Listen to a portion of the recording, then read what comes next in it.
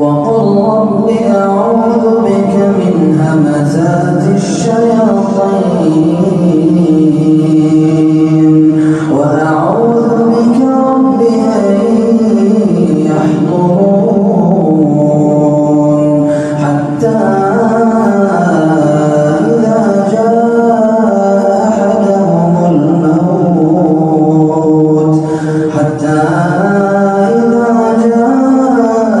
أحدهم الموت قال رب ارجعون لعلي أعمل صالحا فيما تركت كلا